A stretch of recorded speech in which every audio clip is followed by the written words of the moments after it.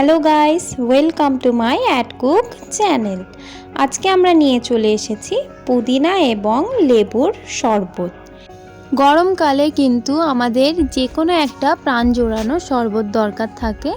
এই পুদিনা লেবুর শরবত দেখে নেওয়া যাক।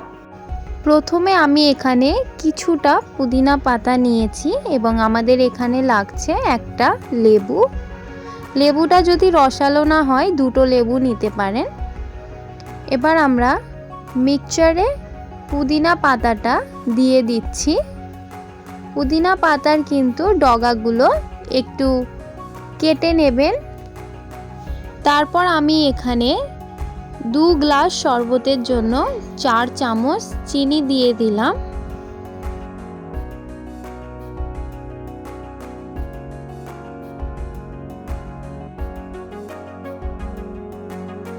চিনি দিয়ে দেওয়ার পরে মিক্সচারে এটা আমরা এবার পেস্ট করে নেব।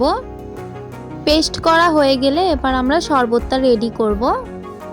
আমি এখানে 2টো গ্লাস নিয়ে নিয়েছি, আপনারা চাইলে যে কোনো রকম গ্লাস নিয়ে নেবেন।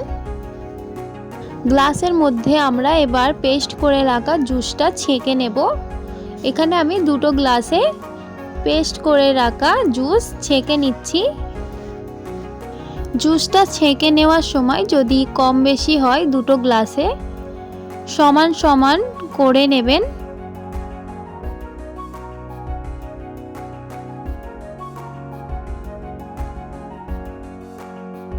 এখানে আমি জুসটা সমান সমান করে নিয়েছি। এবার আমি একটা লেবুর টুকরো নিয়ে যতটা দরকার ততটা আমরা লেবুর জুস বের করে নেব। আমি 2টো গ্লাসেই দিয়ে দিচ্ছি। 2টো গ্লাসে লেবুর জুস দিয়ে দেওয়ার পরে আমি দিয়ে দিচ্ছি লেবুর স্লাইস একটা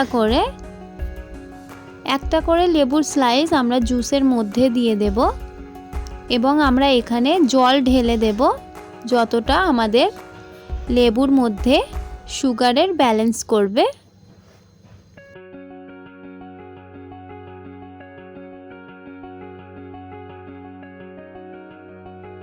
জল দেওয়া হয়ে গেলে আমি একটু ডেকোরেশনের জন্য একটি লেবু স্লাইস গ্লাসের মধ্যে দিচ্ছি এবং পুদিনা পাতা দিয়ে একটু ডেকোরেশন করে নেব। রেডি হয়ে গেল আমাদের পুদিনা পাতা এবং লেবুর শরবত। যদি আপনাদের এই ভিডিওটা ভালো লেগে থাকে তাহলে অবশ্যই একটা লাইক শেয়ার এন্ড সাবস্ক্রাইব করে দেবেন। যদি আপনাদের এই ভিডিওটা ভালো লেগে থাকে তাহলে অবশ্যই সাবস্ক্রাইব করে দেবেন। দেখা হবে নেক্সট ভিডিওতে। আজকের এই ভিডিওটা দেখার জন্য অনেক অনেক ধন্যবাদ।